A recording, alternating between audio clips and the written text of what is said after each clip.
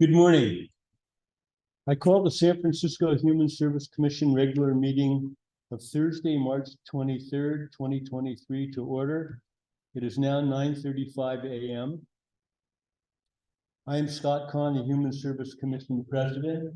Before we conduct roll call, I would like to provide instructions regarding public comment now that the city policy bodies are no longer operating under the public health emergency orders.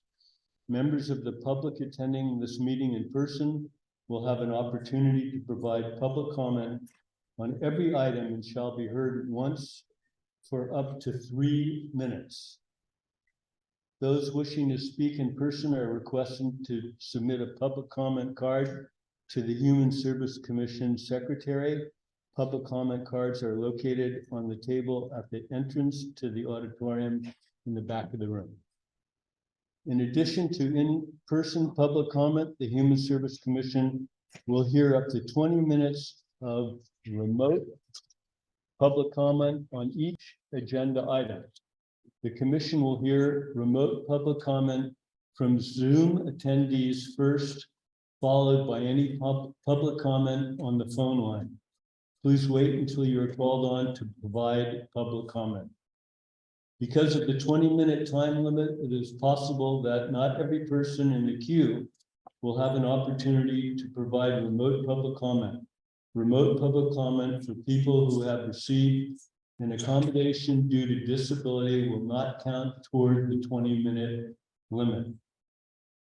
More details can be found on each meeting agenda. Elizabeth will now do the roll call.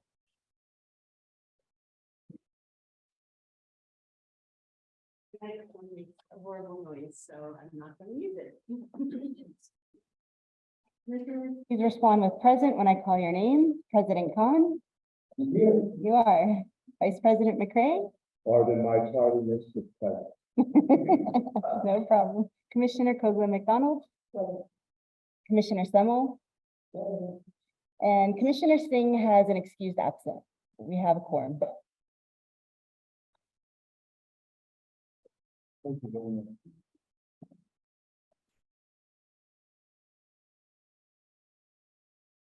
Item 2 on the is the adoption of our agenda.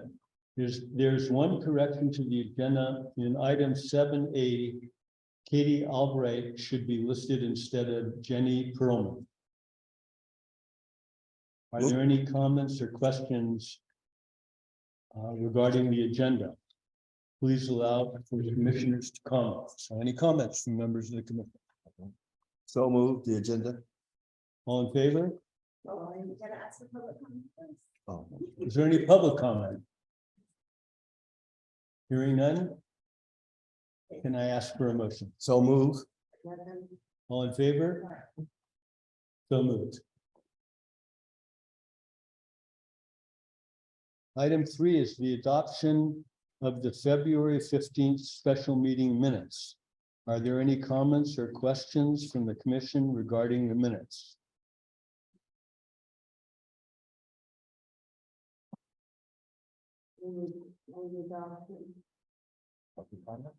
Is there any public comment?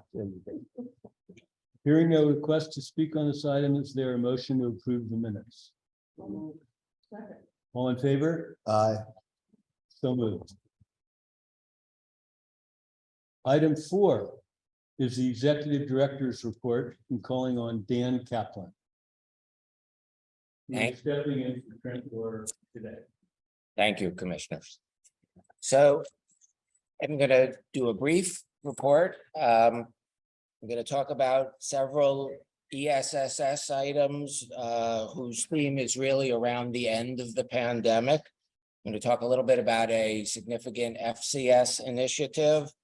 I'm going to talk a little bit about a California Welfare Director Association initiative around workforce. And then I'm going to talk a little bit about the transition that the San Francisco Human Services Agency is making to, is that better? Yeah, I guess it is. Thank you, Liz. To the CalSAW system, which is our new state automated welfare system. So to start off with, looking at the CalFresh program, as I think Trent has mentioned on a number of occasions, in the current federal fiscal year, as part of the Consolidated Appropriations Act, the SNAP or CalFresh Emergency Allotment Program will be ended. So emergency allotment was an enhanced benefit. It really sort of over all cases created CalFresh benefits that were a little bit more than half again as large as the pre-pandemic benefits. And so having this come to an end is a big deal in San Francisco and in the state and in the nation. And there's been a lot of press coverage about it. Just in terms of order of magnitude, on average, it looks like the average CalFresh grant will decline by about $160 a month. On a county-wide basis, there will be a decrease of about $11.5 million a month of benefits in San Francisco, about $500 million a month statewide. Obviously, this is at a scale that is too big for either the state or the municipality to step into that breach. So we are bracing ourselves. We're also going through a big process of communication. There's been a lot of press coverage, as I'm sure you've seen. There's also communication going on with clients at a number of different levels. The California Department of Social Services has launched a text, a social media, and a mail campaign to inform every CalFresh household about the changes in benefits. We have been taking those messages and amplifying them and translating them into Spanish and Chinese and Tagalog and Vietnamese and Russian, and getting the word out in the community.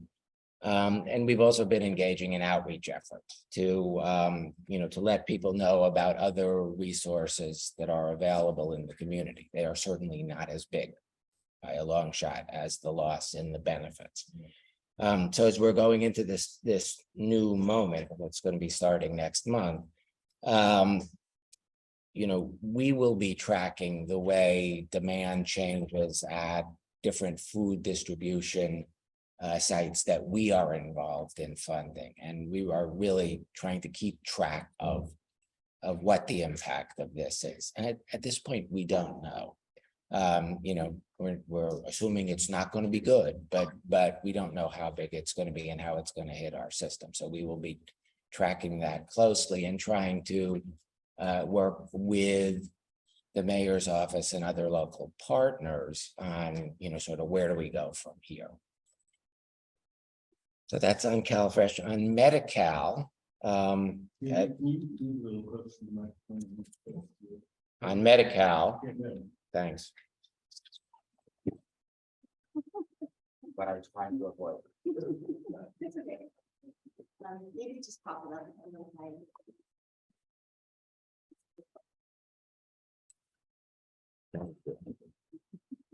On Medi-Cal, we are also coming to an end of the pandemic watershed moment. So since the beginning of the pandemic, we haven't been doing recertifications for Medi-Cal. People who have established eligibility kept eligibility for almost entirely. And that period is coming to an end as well. We will start be doing recertifications in June of this year. And over that period of time, we will obviously have to recertify everyone who's on the caseload, or they will leave the caseload. We're estimating at this point that it's about 98,000 cases that will have to be recertified. That's about,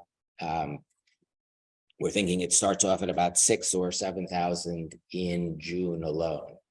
And so this is a huge impact, right? Both to our clients and also to our operations. This is a very big workload that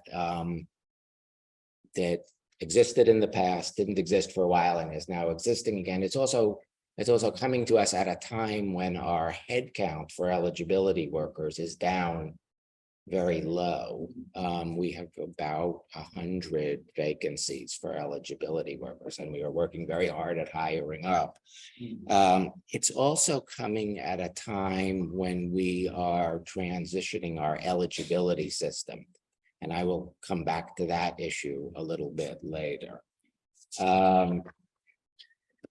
So, I think this is not simply a San Francisco issue.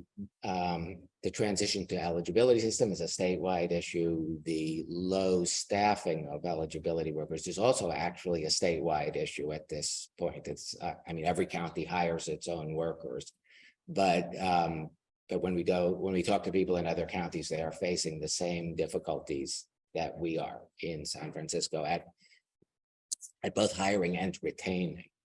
So there's a lot of work that's been going into that recently. The state is very cognizant of the increased workload at this point, and it mainly what it can do is it can add money to budgets to pay for overtime. They've certainly done that in the Medi-Cal allocations. And San Francisco will have about an additional $3 million next year for funding Medi-Cal eligibility services. But it is a bit of a perfect storm, and this is one of the huge operational issues that we'll be working on over the next year. In this area also, there's been a lot of work on communication. California Department of Healthcare Services has begun mailing letters out to all recipients. They've been encouraging people to update their case information with their counties so that we have correct addresses, so that we have up-to-date information on income and family composition.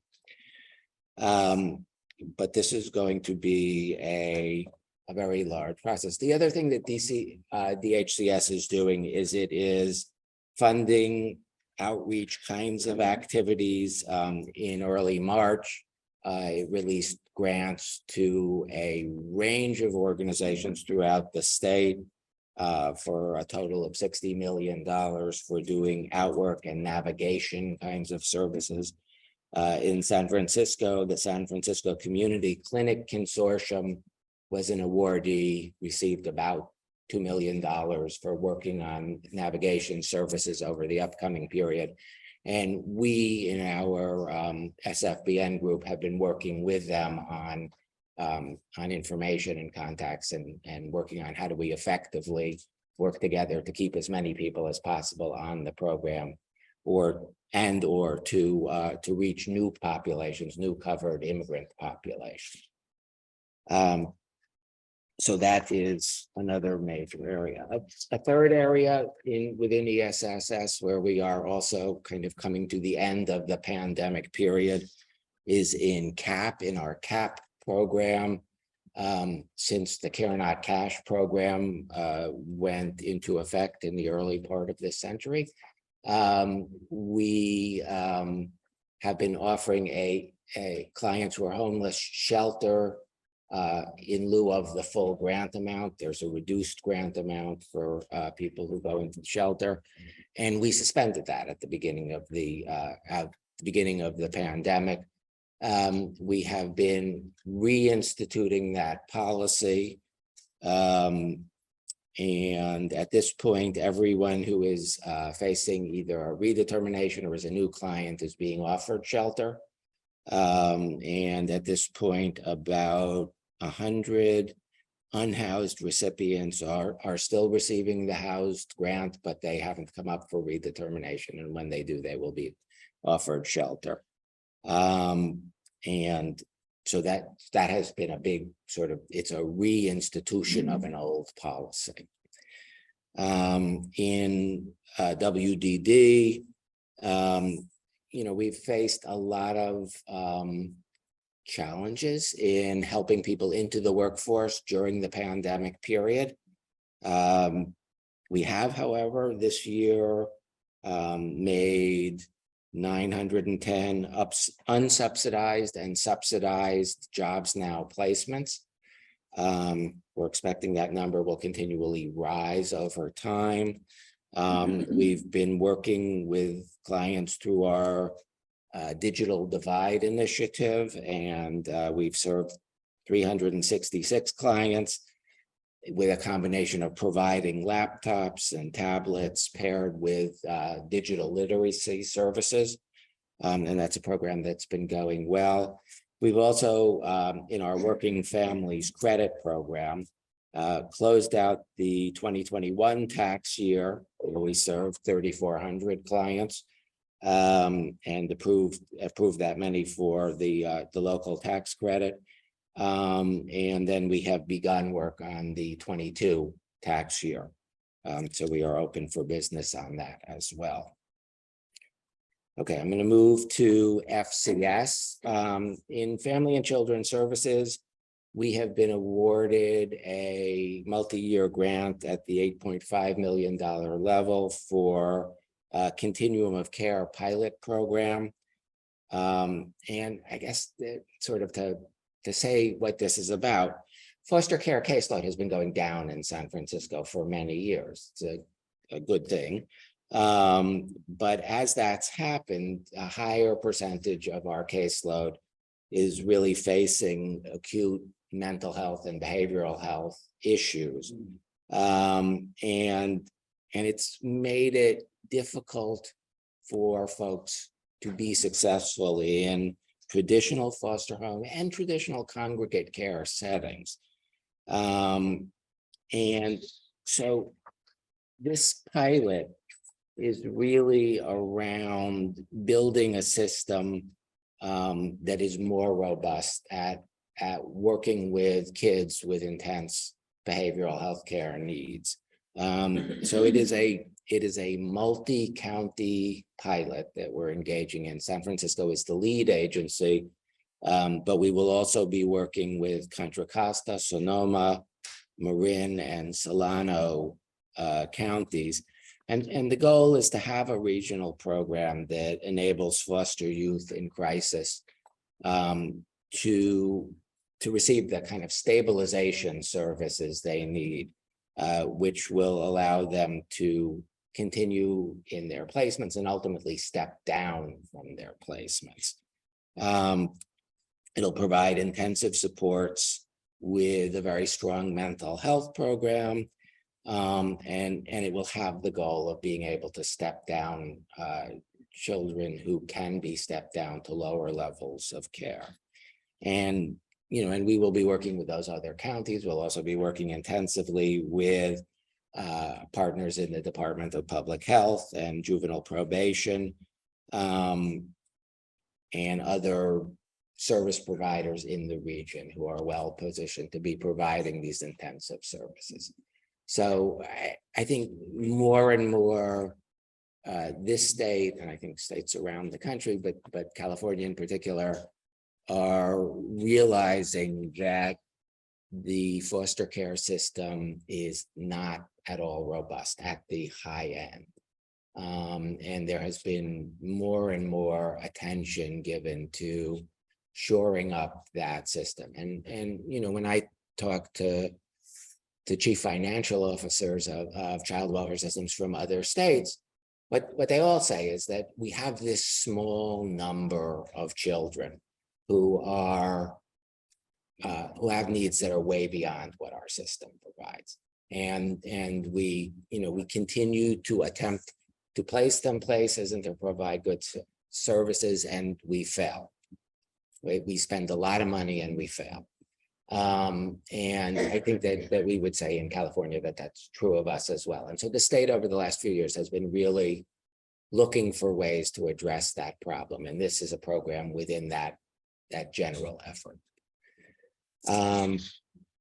So a couple of other smaller FCS items: Child Abuse Prevention Month. We will be seeing City Hall lit up blue in recognition of Child Abuse Prevention Month at some point in the month of April, and we will get a date and we will be sending that out to people.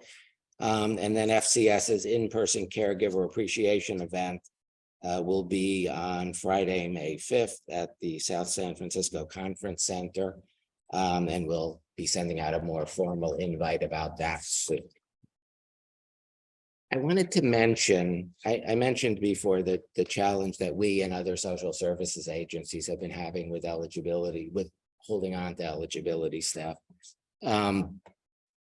CWDA has been floating a concept for a 35 million general fund program to increase recruitment of human services workers. And it's really, it's specifically to designed to meet growing demands for providing safety net and economic support workers. And it's got a particular focus on recruiting folks with lived experience, which is something that we've done in San Francisco for a while through our PST and Career Pathways programs. And I think it's a notion that is catching on throughout the state, and I think a very good thing. We'll see where this goes, but the initiative as it's been laid out so far has various pieces. It's attempting to develop a high school to college and then college to career track for identifying folks early on and encouraging them to take on careers in human services and then tracking them and supporting them in that. And then a community to career track as well. And this is a tricky thing to do. It's something that I think makes a lot of sense, and we're sort of hoping that we can participate in pushing this forward. Well, this initiative is still in the development phase. We have been mainly working through our own system with people who are in client families.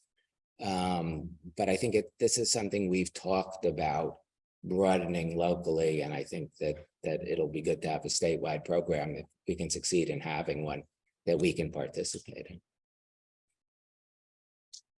And the last thing I had wanted to just mention was the CalSAWS transition. And I think Trent has mentioned this on a number of occasions, but this is a huge area over the last year, and it's this. We run our eligibility offices using a SAWS system, a statewide welfare system, and that system is used for determining eligibility and tracking clients and making payments.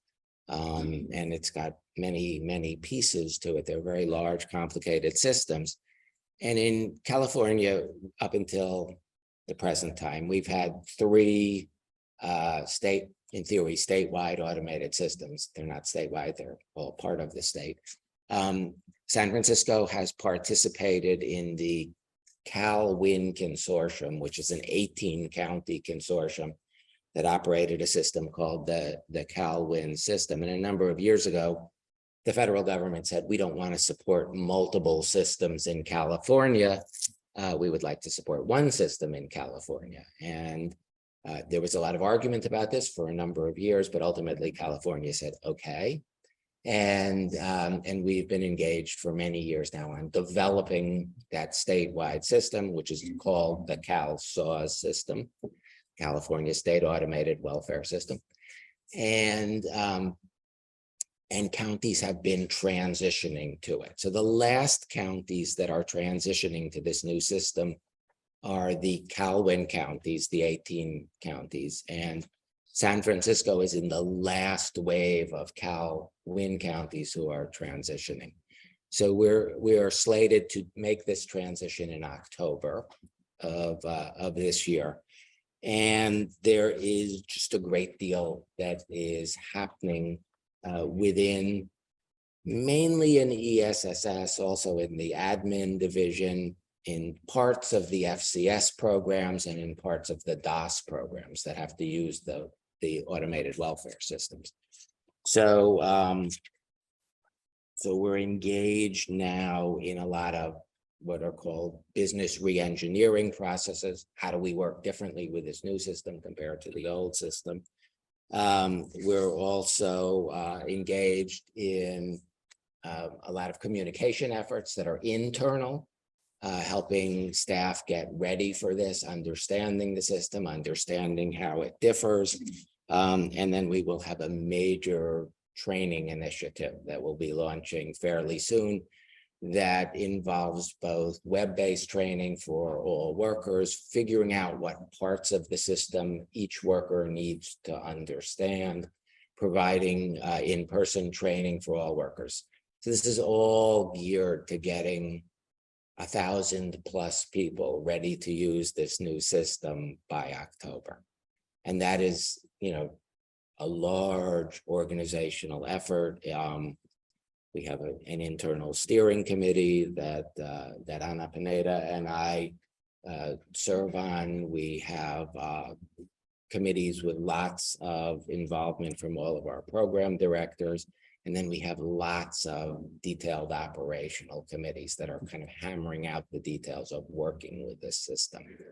So that is also a theme of a big effort that's going on in this agency and will be going on in this agency for the next 6 months or so.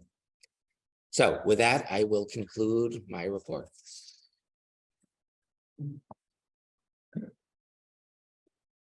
Is there any public comment? Hearing none, I'm going to move on to item 5, which is the employee of the month. E. Nagyan, am I pronouncing that properly? What?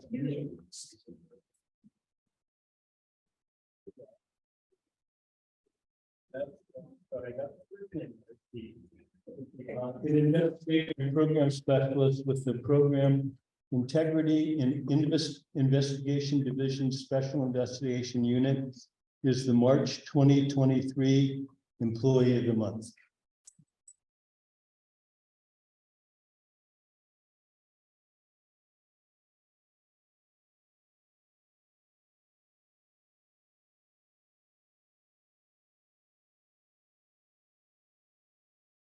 He has served as an investigator and program specialist since 2014. During that time, he has worked nearly every type of assignment within the unit, including the preparation of administrative disqualification hearing cases and the investigation of EBT fraud cases.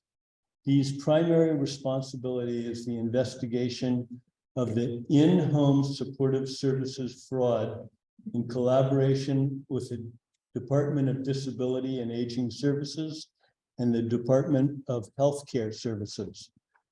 During the height of the pandemic, Dee showed great leadership in developing innovative and technological approaches for conducting his IHSS investigations.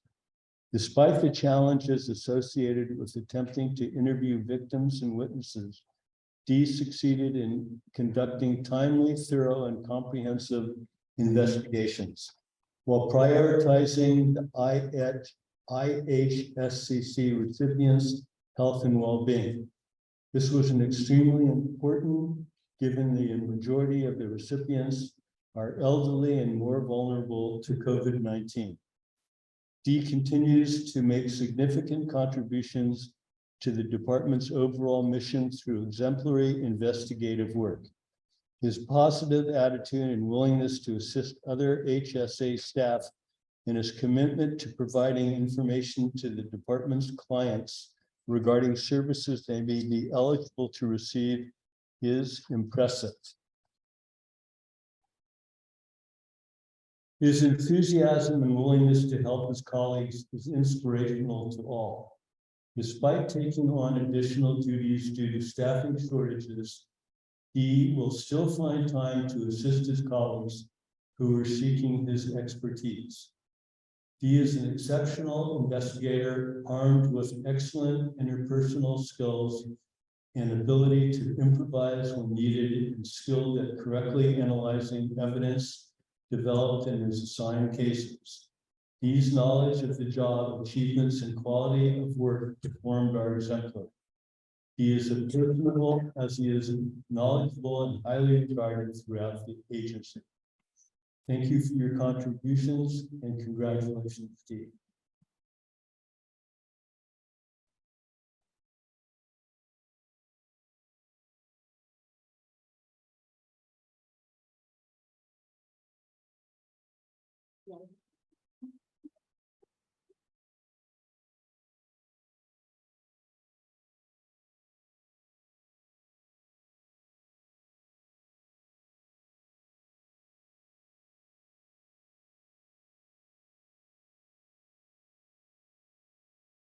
Mr. Kaplan, would you like to add to this comments?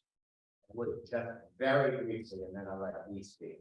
You know, we don't at this commission talk a great deal about the investigation and program integrity group. As you can see, it's a large group. It's also a group with a lot of spirit. But I think that it's also really important for us to acknowledge that this is a team that does really work on the integrity of the program. It's a group that makes sure that that we investigate problems, that we deal with those problems in a sensitive way as they come up. And it's an important part of having a welfare program with integrity. And so the team that's here today is a team that works on that all the time. And Dee is an exemplar of that group, a great employee who takes that work very seriously. So I'll turn it over to Dee. Words from Dee. Thank you, Mr. Mayor, and all the commission. And maybe that's a lot of things and celebrate with me, but this award is for everyone of me. We work so hard throughout the year. I had some amazing people and to a new people in my unit, and we all work as a team to work on the spot to have fun. That's the goal. And you are the reason I come to work every day, as we celebrate together. That's all we have.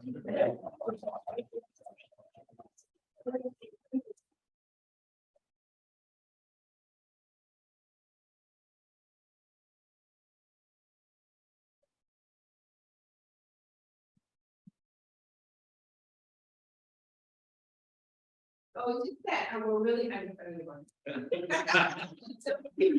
On behalf of investigation, I'm sure I speak for everybody, we're really proud of you and we're very appreciative of all your efforts and definitely your good attitude and your smile all the time.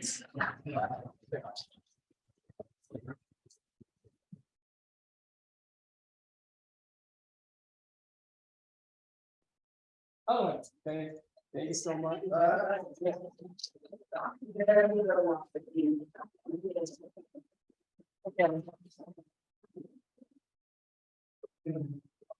We will wait one moment while the room clears out.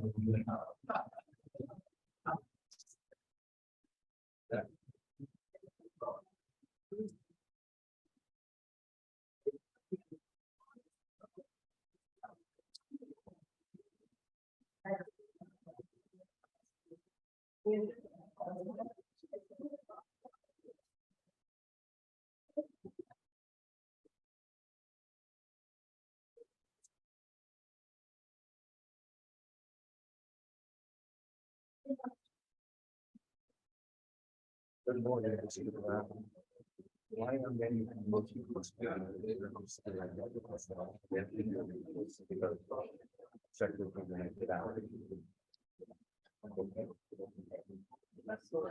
Thank you. Item 6 on the agenda is the consent calendar. Do any of my fellow commissioners want to remove an item for individual discussion? Is there any public comment? Hearing no further request to speak on this item, is there a motion to approve the consent calendar? All in favor? Aye. So moved. 7A is a request to adopt a resolution proclaiming April 2023 as Child Abuse Prevention Month, presented by Joan Miller and Katie Albright.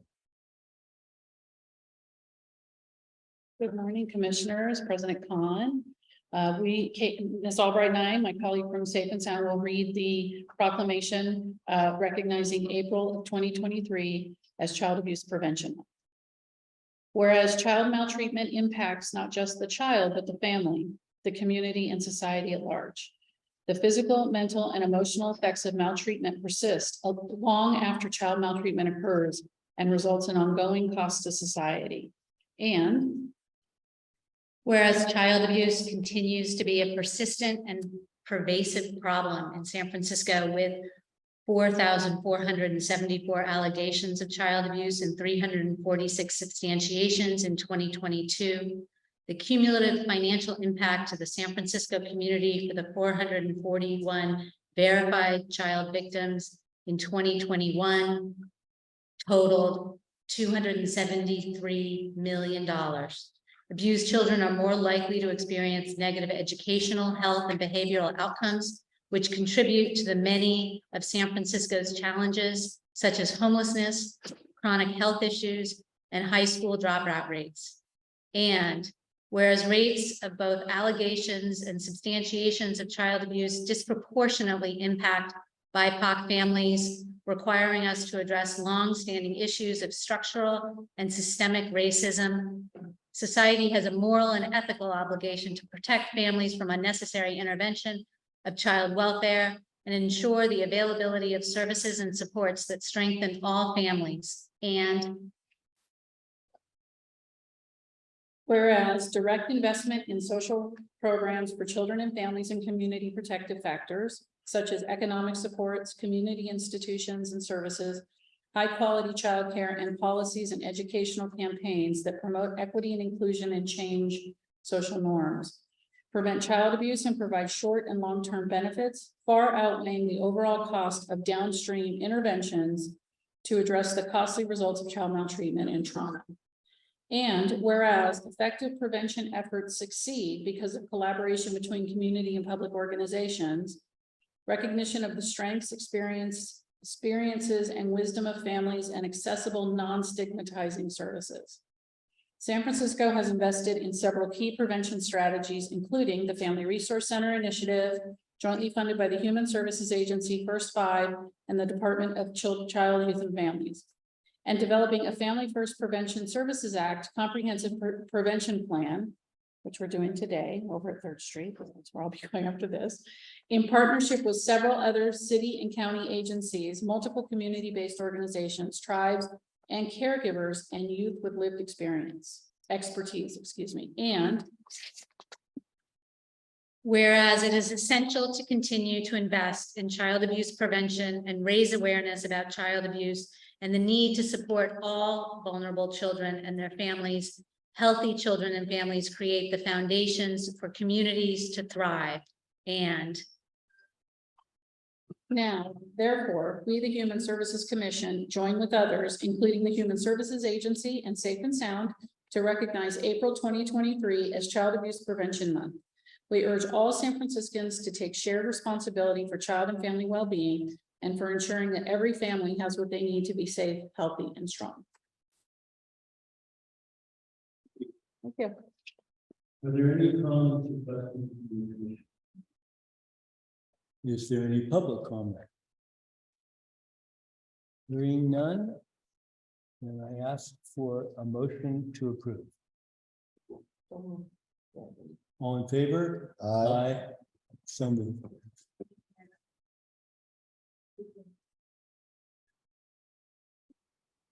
Item 7B is a request to enter into a new grant agreement with the Homeless Prenatal Program presented by Jeffrey Magay. Good morning, Commissioners. How are you? As you said, I'm Jeff Nagai, a program support analyst with HSA's Family and Children Services. The Department of Benefits and Family Support seeks the Commission's authorization to enter into a new grant agreement with Homeless Prenatal Program for the period of July 1st, 2023 to June 30th, 2025, in the amount of $5,878,000 $875 plus a 10% contingency for a total not to exceed $6,466,762. Excuse me. The purpose of the grant is to provide housing case management, navigation and broker services, including housing search, lease up, short and long-term subsidies, and aftercare support for child welfare families who are identified as experiencing homelessness or being at risk of homelessness. Homeless Prenatal Program has partnered with the county to provide these services for 10+ years and has been instrumental in housing many San Francisco families. Since initially launching Bringing Families Home in 2017, we've housed 141 families, 136 with permanent family unification vouchers.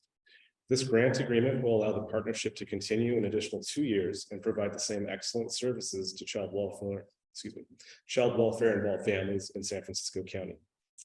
I'd be happy to answer any questions you have about this program or grant. We're also joined online by representatives from HPP, although I don't know if they're able to respond. That was my, yeah. I'm just going to clarify that for community partners. Mhm. Right. May I request, Yeah. or yes.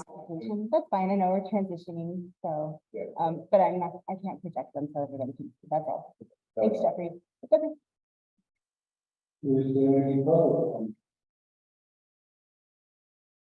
Any comment from the commissioners? Now we'll go to public comment. Is there any public comment? Hearing no request to speak on the item, we will close public comment. Is there a motion? All in favor? Aye. So moved. Thank you.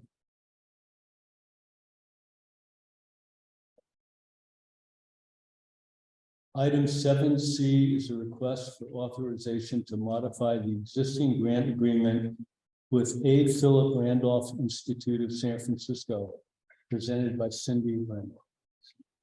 Hi, good morning, commissioners. My name is Cindy Lynn. I am the food access manager here at HSA. Today, I'm here to request authorization to modify the existing grant with A. Philip Randolph Institute of San Francisco to continue the operation of the holiday food distribution for the period of July 1st, 2023 through June 30th of 2026. In the additional amount of $750,000 plus a 10% contingency for a total grant amount not to exceed $1,127,500. I'd like to start off by thanking President Khan and Executive Director Roy last year for joining us for the holiday distribution. Hopefully you all had a great time. We all appreciate your assistance last holiday season. We would like to extend this grant so that we can continue the holiday distribution, which includes primarily turkey and some other holiday foods. Of course, also including poultry, non-turkey poultry options for those who prefer non-turkey options. Last year, we were able to serve around 7,000 households with the grant. And we are really looking forward to our partnership with APRI SF so that we can continue doing it for the next coming holiday season and beyond. Again, this grant is intended to support primarily residents of low-income housing sites in San Francisco, but it also in general goes to low-income residents throughout the city who don't live in subsidized housing as well. Happy to answer any questions if you have any. Thank you. Is there any comments from members of the commission? Is there any public comment? Hearing no request to speak on the item, we will close public comment. Is there a motion? All in favor? Aye. So moved. Thank you.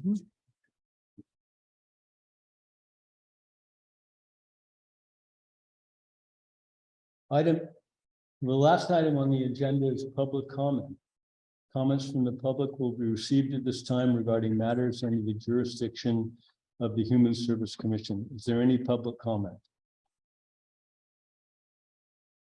Hearing no request. There's one.